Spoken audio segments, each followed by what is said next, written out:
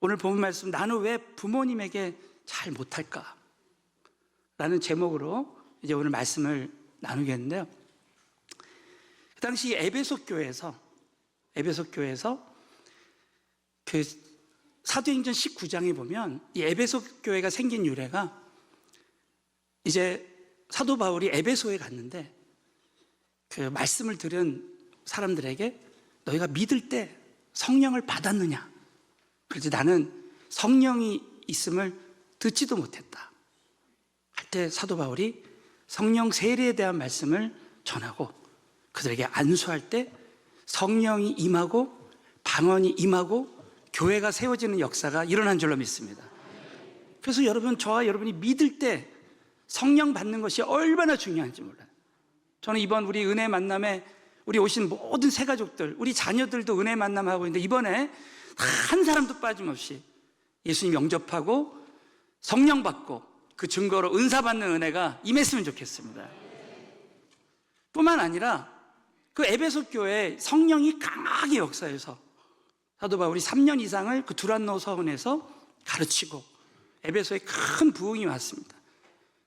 여러분, 성지순례 가보신 분들 아시겠지만 에베소에는 많은 우상을 섬겼어요. 그런 가운데 이제 로마가 유럽을 정복하고 에베소는 로마의 지배 아래 있었고, 믿지 않는 그 로마의 그 문화가 들어와서 황금 막론주의가 됐어요. 그때 그 당시에 그래서 이 젊은이들이 이 부모를 떠나서 돈 벌러 막 다른 지역으로 가고, 이 노인들이 혼자서 막 또 정말 독고하는 노인들이 많이 생겨지고, 이 에베소 교회 안에도 이 부모를 공경하는 마음이 다 많이 사라지게 됐습니다. 그래서 오늘 사도 바울을 통해서 하나님이 너희는 그 부모를 순종하고 공경하라. 그러면 너희들이 잘 되게 될 것이다 라는 말씀을 부어주시는 거예요. 여러분, 오늘 이 말씀을 통해서 이 어버이 주일뿐만 아니라 우리 모두가 정말 부모님에게 효도하는 사람이 되어서 행복한 가정들이 다 됐으면 좋겠습니다. 그래서 오늘은 이 자녀들이 부모님에게 잘 못하는 그 이유가 무엇인가? 특별히 이제 부모님을 다 이제 여의고 부모님이 없는 분들은 이제 오늘 이 말씀을 이제 영적인 권위자에게, 나에게 영적인 부모님에게도 이렇게 여러분 적용을 하셨으면 좋겠습니다. 그래서 오늘 이 자녀들이 부모님에게 잘 못하는 첫 번째 이유는 뭐냐면 순종과 공경의 중요성에 대한 말씀을 모르기 때문입니다. 따라서 순종과 공경의 중요성에 대한 말씀을 깨닫자. 오늘 이 은혜가 다시 한번 우리에게 임했으면 좋겠습니다. 이 순종한다는 게 얼마나 중요한 것인가, 공경한다는 게 얼마나 중요한 것인가. 에베소 6장 1절부터 다 같이 있습니다. 시작. 자녀들아, 주 안에서 순종하라. 이것이 옳으니라. 2절 시작. 내 아버지와 어머니를 공경하라. 이것이 약속이 있는 첫 계명. 1절을 다시 보면 자녀들아, 너희 부모를 주 안에서 순종하라는 거예요. 순종하라. 주 안에서 이것이 옳으니라. 순종하는 것이 옳다는 것이죠. 특별히 이 순종한다는 게 무슨 뜻이냐? 여러분, 순종이란 이 부모의 뜻을 잘 받드는 것이다. 따라서 순종이란 부모의 뜻을 잘 받드는 것이다. 성경을 해석하는, 그래서 그걸 성경신학이라고 하는데, 여러분, 이 순종이라는 말의 뜻이 잠언 23장 22절에 잘 나오고 있습니다. 우리 한번 잠언 23장 22절을 한번 크게 읽겠습니다. 시작. 너 낳은 아비에게 청종하고 내 늙은 어미를 경히 여기지 말라. 정말 우리를 사랑하는 우리 부모님, 아버지와 어머니의 그 말을 잘 들어볼 필요가 있다는 거예요. 부모님은 우리를 낳을 때부터 늘 우리를 위해서 기도하고 우리를 사랑하고 그러기 때문에 부모의 말을 들어볼 필요가 있다는 거예요. 그래서 그 순종하는 쪽으로 그걸 잘 듣고 따라가는 것이 중요하다네요. 근데 오늘 이 말씀에 보면 주 안에서, 한번 따라하세요. 주 안에서 순종하라. 이 주 안에서 순종하라가 참 중요한 것입니다. 왜냐하면 이 주 안에서라는 뜻이 크게 두 가지가 있는데, 주 안에서는 우리가 정말 부모님에게 순종하는 것이 옳은 거예요. 그런데 만약에 부모님 말씀이 하나님 말씀과 다를 때는, 위배될 때는 우리가 그것을 기도하면서 지혜롭게 할 필요가 있다. 예를 들면 여러분, 우리 부모님이 야, 너 우상을 섬겨라. 나하고 함께 살인하자. 그러면 어떻게 순종을 합니까? 그거는 좀 기도해보고 그렇게 아버님에게 말씀을 드려야죠. 아버님, 살인하는 거는 법에도 안 맞고 그렇지 않습니까? 예를 들면 너 교회 절대 나가지 마라. 그렇게 할 때 내가 하나님을 믿는 게 우선인데 지혜롭게 주 안에서 순종하라. 또 한 가지, 부모님 뜻을 받드는 게 쉽지 않아. 그러면 주 안에서라는 말이 또 무슨 뜻이냐면 주님의 능력으로는 가능하다는 거야. 여러분, 우리 인간의 힘으로 할 수 없는 것, 주 안에서 주님의 능력으로 얼마든지 가능한 줄로 믿으시기 바라겠어요. 같이 주 안에서 부모님에게 어떻게 하든지 부모님 뜻을 받드는 것이 참 중요하다. 두 번째는 이 공경이라는 게 무슨 뜻이냐? 부모의 마음을 기쁘게 해드리는 것이다. 따져, 공경이란 부모의 마음을 기쁘게 해드리는 것이다. 그래서 이 공경에 대한 이 말씀이 잠언 23장 25절에 나옵니다. 다 같이 한번 읽겠습니다. 시작. 내 부모를 즐겁게 하며 너 낳은 어미를 기쁘게 하라. 부모를 즐겁게 하고 너 낳은 어미를 막 기쁘게, 이게 바로 공경이라는 거야. 예를 들어서 우리가 오늘도 이 예배 자리에 앉아있지만 우리가 때로는 종교적으로 습관적으로 앉아있을 수도 있어요. 그런데 여러분, 오늘 이 예배를 받으시는 이 하나님을 우리는 기쁘시게 해드리는 예배를 드려야 될 줄로 믿습니다.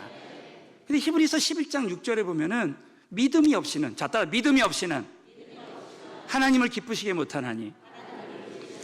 그래서 여러분, 믿음으로 오늘 예배 드릴 때 하나님을 기쁘시게 해드린 줄로 믿으시기 바라겠어요. 똑같은 예배를 드리는데, 똑같은 자리에 앉아 있는데 하나님을 기쁘시게 해드린 사람이 있고 그렇지 않은 사람이 있을 수 있다는 거예요. 야, 부모님하고 같이 사는데, 또 부모님을 만났는데 그냥 같은 자리에 있다고 해서 중요한 것이 아니라 어떻게 하든지 그 있는 동안이라도 그 부모님을 기쁘시게 해드리고, 또 서로 만날 수 없는 형편이 있다 할지라도 어떻게 하면은 이 부모님을 기쁘시게 해드릴 수 있는가, 그것을 참 생각해 볼 필요가 있다는 거예요. 그러면 성경에서 부모님을 기쁘시게 해드리는 방법 두 가지가 있습니다. 첫 번째는 재정적으로 도움을 드리면서 기쁘게, 자, 딱 재정적으로 도움을 드리면서 기쁘게 해드려야 된다. 그래서 우리 예수님이요, 마가복음 7장에 보면 고르반이라 그래서, 이 고르반은 하나님께 드린다는 뜻이에요. 너희가 하나님께 드린다고 하면서 부모에게 드리지 않으면 안 된다는 거예요. 그래서 자, 우리 마가복음 7장 11절부터 13절 시작. 너희는 가로되 사람이 아버지에게나 어미에게나 말하기를 이것이 고르반 곧 하나님께 드림이 되었다고 하기만 하면 그만이라 하고 제 아비나 어미에게 다시 아무 것이라도 하여 드리기를 허하지 아니함. 그래서 우리 예수님께서 이 바리새인들을 꾸짖으셨습니다. 너희들이 하나님께 드린다고 하면서 부모에게 드리지 않는, 그렇게 하면 안 된다는 거예요. 그래서 우리 많은 분들이 이제 월급을 받으면 하나님께 11조를 씨앗헌금이기 때문에 이 11조는 절대 다른 데 쓰지 않고 하나님께 다 드리고, 그리고 부모님에게 정말 자기 형편 닿는 대로, 어떤 분은 내가 50만 원을 청년이 번다 그러면은 만 원, 2만 원이라도 어머니에게 용돈을 드리는 거야. 그러면 이 금액이 중요한 게 아니라 부모님은 그 돈을 받을 때 정말 마음이 기쁜 거예요. 그래서 이 재정적으로 조금이라도 감사하는 마음을 하나님께 드리고 부모님에게 드릴 때 정말 기쁨이 충만한 가정이 될 줄로 믿으시기 바라겠어요. 두 번째로는 얼굴을 보여드리면서 기쁘게 해드리는 거예요. 자, 따라, 얼굴을 보여드리며 기쁘게 해드린다. 자, 그 청경적인 예가 뭐냐면, 여러분, 야곱의 12아들이 있었는데 그 중에 야곱은 요셉을 사랑했어요. 근데 요셉이 애굽에 팔려갔잖아요. 형들에 의해서 팔려갔습니다. 그래가지고 22년 동안 보질 못했어요. 그러나 결국 하나님의 섭리 가운데서 아버지 야곱이 아들 요셉을 만난 거예요. 자, 그 장면이 창세기 46장 30절에 나옵니다. 우리 한번 다 같이 한번 읽겠습니다. 시작. 이스라엘이 이르되 지금까지 살아있고 내가 내 얼굴을 보았으니 지금 죽어도 가도다. 야, 요셉아, 내가 지금까지 살아있고 내가 내 얼굴을 이제 봤으니 나는 죽어도 죽어도 여한이 없다. 그래서 얼마나 야곱이 요셉을 보고 기뻐합니까? 그래서 여러분, 가능하면 우리 자녀들이 부모님을 정기적으로 만나 뵙고, 그리고 지방에 계시면 정말 이 날을 잡아서라도 부모님께 얼굴을 보여드리고, 요즘은 또 잘 돼 있는 게 막 영상통화를 할 수 있잖아요. 영상통화를 하니까 영상통화로 부모님 이렇게 기쁘시게 해드리는 거예요. 정말 저와 여러분이 어떻게든지 우리 부모님을 기쁘시게 해드리고, 특별히 중요한 것은 가정에서 내가 무엇보다도 순종과 공경의 모델이 되어야 된다. 다 따라서 가정에서 순종과 공경의 모델이 되어야 한다. 우리 지난 주일에 말씀드렸지만 요나가 이 공동체의 이 큰 풍랑을 만난 것은 결국 나의 책임입니다. 모든 것이 다 나 때문입니다 할 때 풍랑이 잠잠해졌잖아요. 우리 부모님들이 이 모든 것이, 우리 자녀들이 효를 배우지 못한 것은 다 나 책임입니다. 그래서 먼저 내가 돌이키고 내가 먼저 부모님에게 잘하고 나의 영적인 권위자에게, 영적인 부모에게 잘하는 마음을 갖고 그런 모습을 보여줄 때 우리 자녀들도 그걸 보고 따라간다는 얘기죠. 자, 그래서 여러분, 그 말씀이 디모데전서 5장 4절에 있습니다. 우리 한번 다 같이 한번 믿음으로 읽어볼까요? 시작. 만일 어떤 과부에게 자녀나 손자들이 있거든 저희로 먼저 자기 집에서 효를 행하여 부모에게 보답하기를 배우게 하라. 이것이 하나님 앞에 받으시면, 그래서 저희로 먼저 자기 집에서 효를 행하여 부모에게 보답하기를 배우요. 먼저 내가 내가 부모님에게 잘할 때 무엇을 심든지, 자, 따라 무엇을 심든지 그대로 거두게 하신다. 내가 좀 하나님께 순종하고 우리 부모에게 잘하면 우리 자녀들도 부모에게 잘하는 거예요. 나의 영적 부모에게, 영적 권위자에게 내가 그분을 잘 섬기고 그렇게 순종하고 하면 나를 따르는 자들도 그렇게 한다는 거예요. 여러분, 이 본을 실제로 보여주신 분이 우리 예수님이십니다.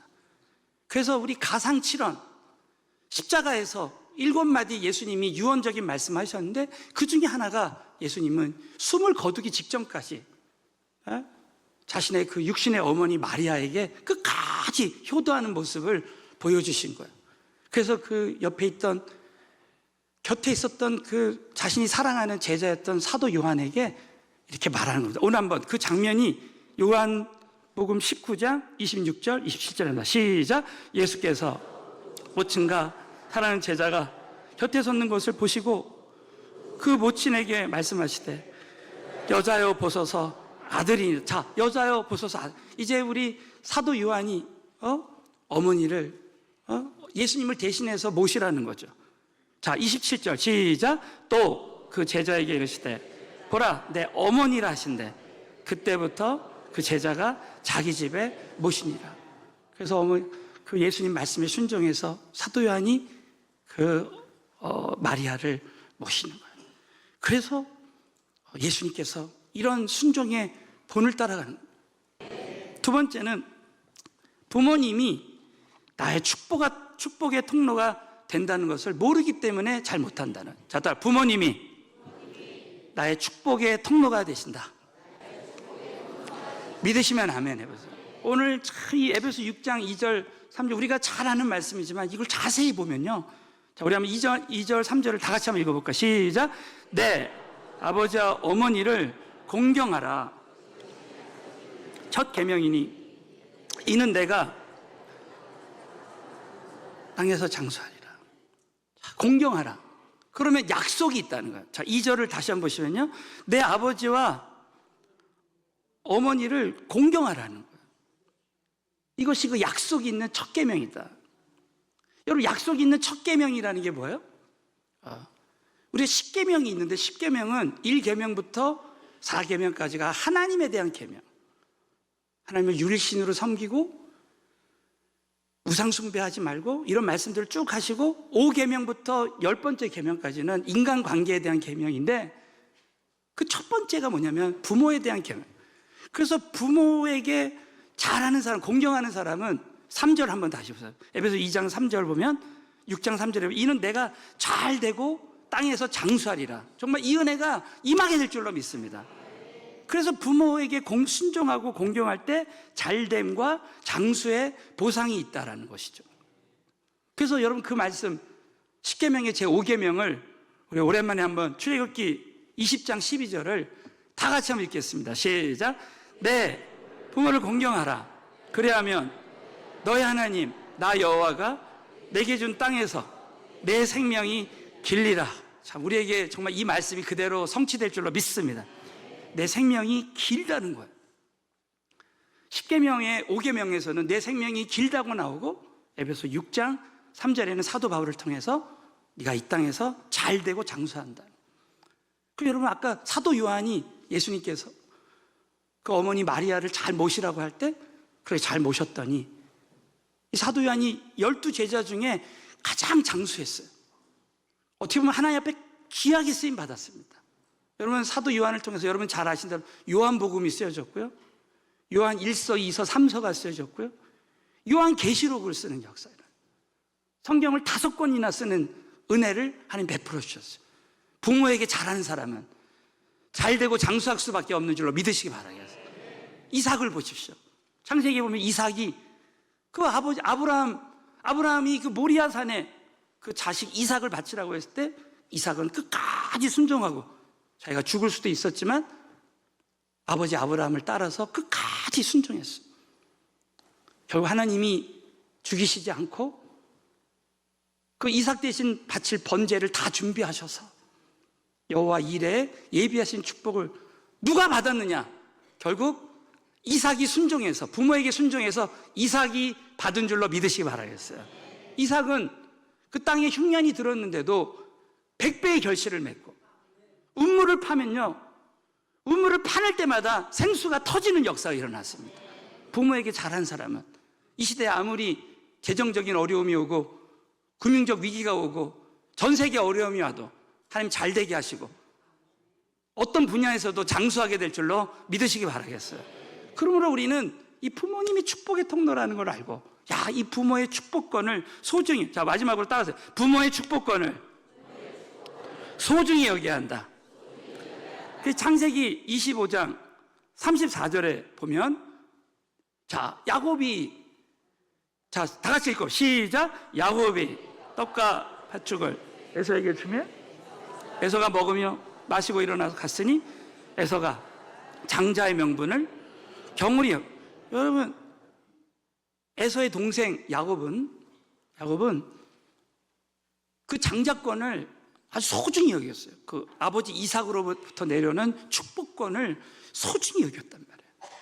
그래서 그걸 속이면서까지 그 장자권, 부모의 축복권을 가졌습니다. 그 여러분, 야곱이 결론적으로 그 자녀들을, 12아들을 축복해서 그 아들들을 통해서 12지파가 나오고 이스라엘 국가의 조상이 되는 역사가 일어났습니다.